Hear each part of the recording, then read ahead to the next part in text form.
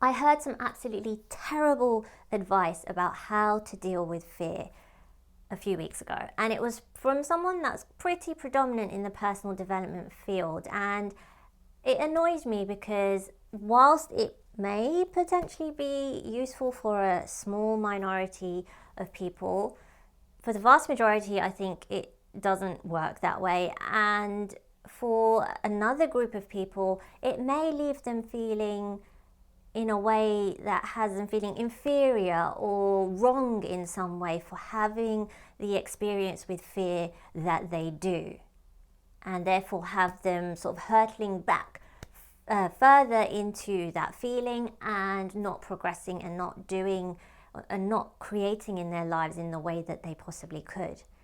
And the advice was this: if there's something that you want to do, stop being scared. Oh, like, it's that simple? Why didn't I think of that? Why didn't I stop myself from being scared when I was petrified of dating? Why didn't I stop myself from being scared when I couldn't even walk with my head held up high into a certain room or walk down the street because I was too scared of what people may say about the way that I looked? Why didn't I stop feeling scared when I decided that I wanted to end my 8-year career and go and live in a different country for a few months? Oh, why did I not feel scared? Well, if it was that easy, oh, how stupid of me for wasting all of this time in my life feeling scared, when somewhere there's this on-off switch that I didn't know existed that I could just flick, and man, I could have created so much. Really? Really? Are you as surprised by that advice as I am? Apparently, there is this on-off switch that we can just flick to stop being scared so that we can get on with the rest of our lives.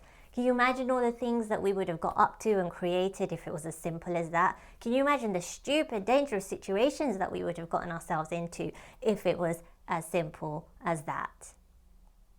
To me, fearlessness is not feeling no fear at all.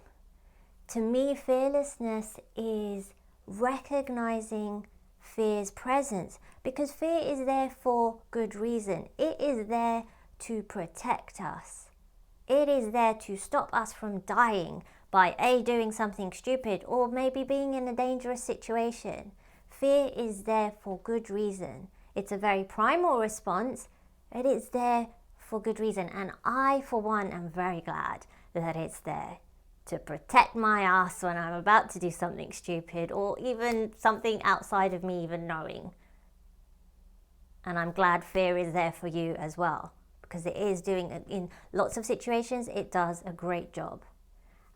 And we have to remember, it's a primal response. So in certain situations, it is a bit warped. It is a bit exaggerated.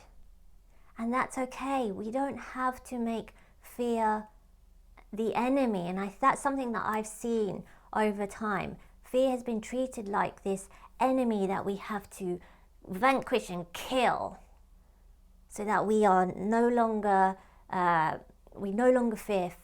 feel fear in any way. It no longer gets in our way.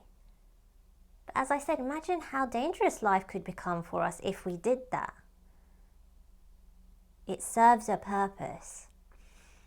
Well, in those situations when there is someone that you're really attracted to, that you want to approach, or maybe you do want to begin dating because you really want to be in a relationship.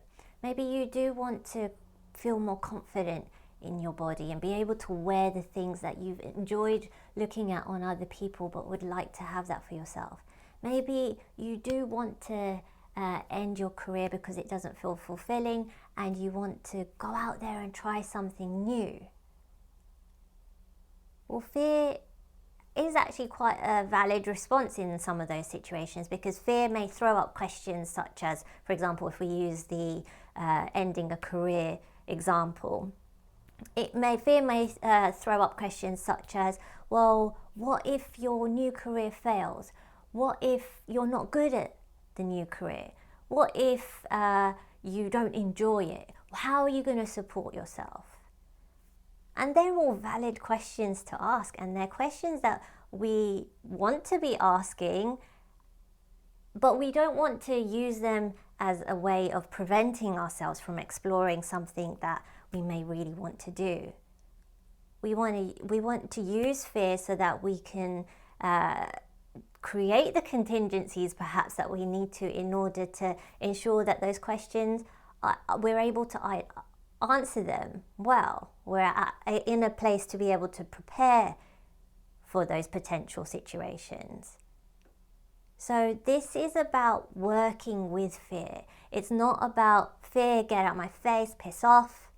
No, this is about let's work together. To me, fearlessness is acknowledging fear's presence and acting regardless. Like, hey, fear, do you know what? I see you there. I feel you. I sure as hell feel you. But it's important for me to do this. I need to do this in order to grow. I need to do this in order to become more. I need to do this in order to progress in my life. But thank you. I see you. But here in this particular situation, no, I need to forge on forwards anyway. And this is this kind of harmonious partnership that we want to create with fear. This is how we want to work with it. This is the thing that enables us to lead and create our fearless lives.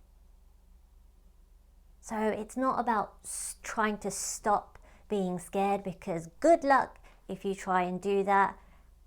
I have a feeling you'll waste quite a lot of time and quite a lot of life if you do try to do that. This is not about stopping fear. This is about feeling it first and foremost, because feelings are there to be felt. Feel that fear. Learn to work with it. And then see what becomes possible for you in your life.